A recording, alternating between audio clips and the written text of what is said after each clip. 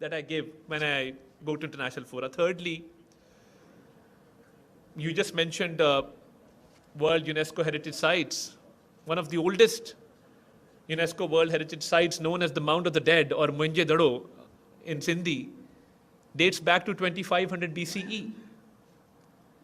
So in Pakistan, we not only are home to all these historical sites, including the Gandhara civilization, we are also home to one of the world's oldest Buddhist sites that you can come across, and you can find them in the surroundings of Islamabad. If you start exploring Islamabad and go towards the Shala Detta caves, or you go towards Margala Hills, you can find Buddhist stupas there, which actually tell us how rich our culture and tradition is. I come from a constituency where I represent 70,000 Christian voters. The only thing wrong with this country is the perception.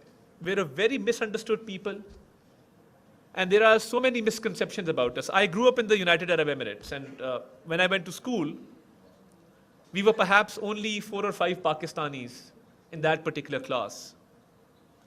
And I used to tell my friend from the world over that seeing is believing. We aren't what the media tells you. Our country is nothing like what the Western media portrays, especially. We're a peaceful people, we're a peace-loving people, we're friendly people, and our hospitality is known the world over. As you rightly said, that when people leave Pakistan, they cry. That's how it is. That's what we've learned over the generations and over the period of time, that hospitality is our forte. And as far as peaceful coexistence is concerned, even in our international relations, we've been very consistent. We've been good allies. And we've not left anyone until and unless we have been left by them.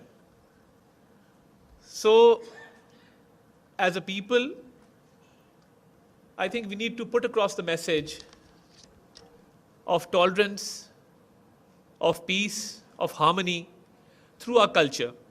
We need to open up to the world. We need to tell the world what we're about and what we mean. And as I said, we have so much to tell the world in terms of our indigenous people, for example. Starting from the indigenous people of Gilgit-Baltistan, high up in the north, going to the Thal deserts down south. We've been blessed with a landscape which has all seasons, which has all terrain. The only problem with us is, as I mentioned, the misconception about us. And we started working towards building a positive image. We're inviting the world to come to Pakistan. We've seen an increase in the number of tourists that come to Pakistan, especially up north.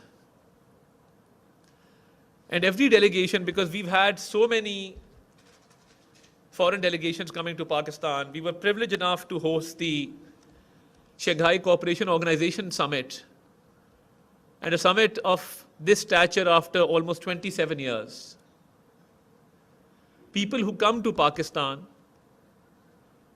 they leave with good memories, they leave with fond memories, and their perception about Pakistan, it takes a 180-degree turn from what they believed and what they believed after seeing, because seeing is believing. And as I mentioned, I represent 70,000 Christian voters. So every Sunday, when I attend a mass or I'm there discussing several issues, there also lies, as far as religious harmony is concerned, there also lies the problem of misconceptions and misunderstandings. Because someone who preaches violence, someone who preaches intolerance, someone who preaches that we should quarrel with each other is not a friend. We must know the difference between friend and foe. Because our religion does not teach us intolerance. And when I was contesting the elections, I went into these thickly populated Christian localities, and I could sense fear in the eyes of the people. And I said, you know what? I'm going to conduct an open mic. I'm going to sit here in the middle of the intersection for 3 hours, and I want you to come up to me and ask me any question that you want. You see, dialogue is the way forward. Opening up is the way forward. Talking is the way forward. And wasn't easy. I had to face very tough questions. But through reasoning, through logic, and by addressing the core issues, I was able to gain their trust. So, building a positive image, eradicating misconceptions, always happens through dialogue. There is no problem in the world that you cannot solve without dialogue. Dialogue is the key to every problem. Dialogue has solutions in everything. And when we talk about our diversity here in Pakistan and the diverse people that coexist in Pakistan, I think we need to bring in an air of positivity. And as the government, we're totally committed towards this cause. And I often tell not only government officials, but people we meet in the private sector, to be ambassadors of Pakistan, to carry a good message of Pakistan. Because so many diverse cultures, so many diverse languages, so many diverse backgrounds, and so many indigenous people that still exist in Pakistan. And these indigenous people, we are trying our best to revive the dying arts that they practice. In the area of Gilgit-Baltistan, there is a art through which they do certain calculations according to the sun. It's called Surya something, which we are trying to revive now. And we are investing towards that. And I would also like to express my gratitude to all our partners, especially the Aga Khan Development Network, which has done such wonderful work for the indigenous people in all these areas. So when I say as the government, we stand committed, wherever we've gone the world over, we've seen immense respect for Pakistan. The emphasis needs to be on portraying and amplifying this message, because you see, we are living in a very polarized environment. There are regional conflicts, there are global conflicts, and polarization is the order of the day.